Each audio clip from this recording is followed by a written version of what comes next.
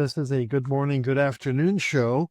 We originally were going to have Sarah on, but due to a number of things, we've decided that it would be better to wait till next week, which is actually really kind of special because we're going to take time and do a fantastic job in terms of presenting some of the images and some of the videos that our good friend from Kenya has been able to take over the last couple of weeks. So I'm very excited about next week's episode, but that doesn't diminish this week's episode as well, because my name is Scott, and as usual, I'm with my friend Brina. Brina is in New Jersey. I'm in Washington State, and we love coming on a weekly basis and talking to you. And you have some very special things to share with our audience this week, don't you, Trina? Oh, Scott, I had such a beautiful experience that is worth sharing. I get up in the morning and 4 days a week, I walk to the church about a half an hour away. And that's when they have mass during the week. And I started out on Friday morning, and I went down like just two houses over from where I live. And the man who was taking care of this garden and these roses was there. And I just smelled the roses the day before, so I knew that this favorite rose of the most wonderful odor was out. And this morning I called him. I said, could I have another one? Because he cut one and gave it to me. And this is a story I want to tell. So this is the story. And it's this kind of a rose. And I wish you could all smell it. It's a rose with wonderful sharp thorns too.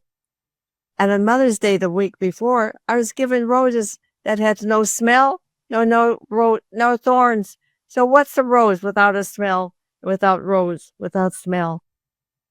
I wish you could all smell it. It's hard to believe that something could smell as good as this. So here I am. He gave me this rose right then. So I'm walking off the church with my rose in my hand. And I came to the first crossing guard to take the kids to school. I said, would you like a smell? And he smelled it, and he was so happy. So the next walk down, there was some kids waiting for the bus. I said, would you like to smell it? And a little girl, yeah, did it. And a little boy, I think little boy was like little boys can be, kind of shy about that. No, he didn't. So then I met other people on the road. And I would say, do you want to sniff or want to smell? And everybody took it, and everybody smiled. It was a very happy, happy thing to be doing. So then I got to my big corner, which is Bloomfield Avenue, where the traffic is nuts. And I have a real relationship with that crossing guard because it's such a terrible street to cross. His name is Ernie. And I'd given my book at Christmas time. And so Ernie just loves smelling it too. And so I crossed the street and I met all these other people, because frequently I meet the same people every time because we walk at the same time of day, but they're coming the other direction. So we don't have much interaction. We've learned to say hello to each other or hi, or it's a nice day or something like that. But this time I was able to say, I have something for you. And sometimes I walk over to them or they walk over to me. So by the time I got to church, there had been about 20 people who had smelled this rose and had such a pleasant time. What a lovely thing to do. I don't remember ever having that happen or doing it or anybody else ever doing it with me either. So I get to church and I wait till after church and I bring it out for those coming out of church. There's not many people at this church, at this mass. It's maybe 8 or 9 of us or something like that. So it's a small congregation. So they all smelled it too. So what a happy, happy event. So now then, that was Friday. The next day was a very special occasion where the Swami was right down the street from me and coming, and she wore this red clothes, and Scott watched her video of her TED Talk. So we're going to put the TED Talk thing on the screen so you can see it if you want to, because she's quite a wonderful storyteller. So there I was, and she has this red sari. She dresses in this bright red sari. And so I was there early waiting for her, and well, waiting for everybody, waiting for the thing to start. And so I was on the couch all by myself, and she came in, and the hostess of the whole place knows me, and she invited me to this thing in the first place. This sacha or whatever you call this kind of gathering of meditation and talking with somebody like this, the Swami. And so she brought my book over, and we exchanged books right then and there. This beautiful, beautiful Swami. And I gave her the rose. It was a little wilted, but it still smelled gloriously the second day. So she was very happy with that, and I was very happy, and we seemed to have a lot in common. And boy, does she tell a good story! So I was there through the talk, and it was the best talk with the best questions I've ever heard practically in my life. So and the answers and the discussions, and at the end, I was sort of hanging around, and she came up to me and she put her arms around me and said, "I just love you, and I think we're going to see more of each other."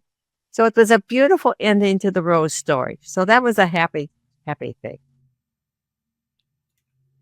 I also am very happy that my front porch, that's been very bad shape for about 3 years now, the steps are all fixed up and they all are totally beautiful.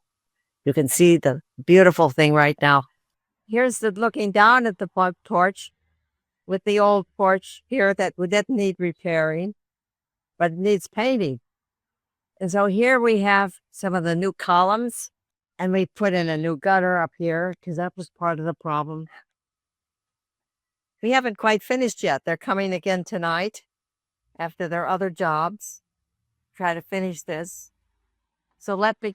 Oh, and here's some of the waste flags and some of the stuff that's just been around. The handrail here just was put up yesterday, just made, installed, and put up yesterday.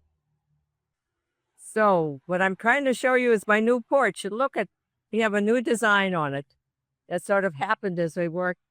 And here are some of the things that are either torn down or new wood waiting. And here's the ladder that is still being used and one of the work tables that they work on. Here's where they mix the cement for the foundations going into the couple of posts in the porch. And here's some of the wood. And this is my front yard. It used to be quite nice and kempt. And this tree right here is a volunteer I didn't get out in time. So it makes the place very shady. But over here is my wonderful, wonderful, oh, look how tall it is. It's one of the tallest trees around here. And an old oak like this can house about 300 species of caterpillars and butterflies and insects of all kinds. This is the first biggest thing we've done in this house. And it's more than 100 years old. It's 1893. Here's some of my irises. Here's a cactus. So we have this interesting porch now. First time in this 130-year-old house that something new like that this even can show. So this is a big deal for this place. It'll make the rest of it look pretty old and beat up, but such is life. Such is life. So we'll do that too. And so next week we hope to talk more about composting because that's something I do a lot of. Oh, I have something else I want to show you.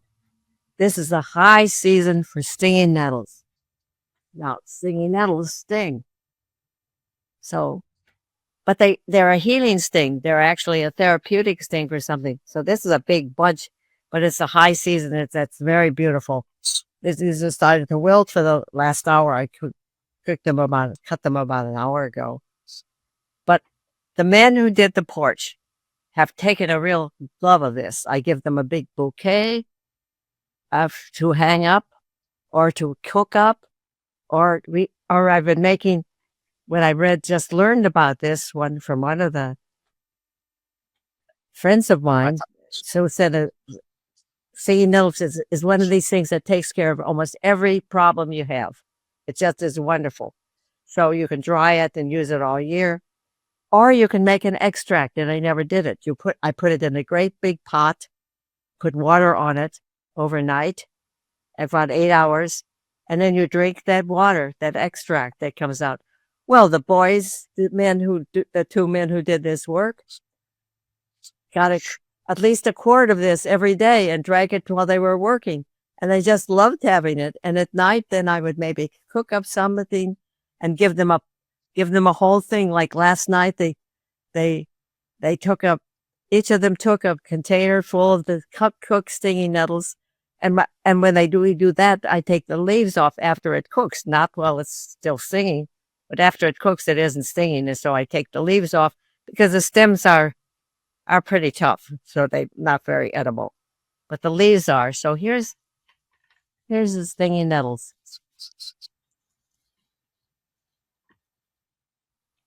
And it's in most countries, so most people have a variety of this. So that's another thing from this year. That's every day I was doing it, and so this batch now, I'll make an extract of and maybe cook up something for a meal. Both of those things. And so this is sort of like this. And the composting, we hoped it to be dealing with the whole composting in both Kenya and the United States. I've always been in love with the fact that God has made things such a beautiful cycle that we need to go back that way to reverence it. And that butterfly and caterpillar, which my book is about, is a story of that. That's a cycle. Goes round. And you give up to being a caterpillar and climbing over others and choose to become a butterfly. And then the egg is laid and the cycle starts again. Well, with composting, what's really special about it is the same sort of thing. What appears dead and rotten, that's organic. And we just gather it together with mixed leaves and green stuff and food waste and things together, gather it together with enough moisture to make it like a wrung out sponge. And it produces the fertilizer that we need for our next layer of life. It's so beautiful. And this organic thing is so different than when you add an artificial chemical to the soil that looks like it's going to bloom the first year. And then it hooks you on this chemical and you need more and more of it, like drug therapy for the soil. And the soil then can die. And then gradually it doesn't work out. And in India, the failure of the Green Revolution, you had over 200,000 farmers committing suicide after they've been given fertilizer and genetically engineered seed for the first year. So this composting thing is able to transcend a lot of different things and heal the earth and help with global warming to make the soil able to sequester carbon and then let it out when the plants grow. So that's my little talk for today and sharing with you what we intend to do and stinging nettle, and you'll hear more about stinging nettle. So thank you very much for watching. And thank you, Scott, for doing this again.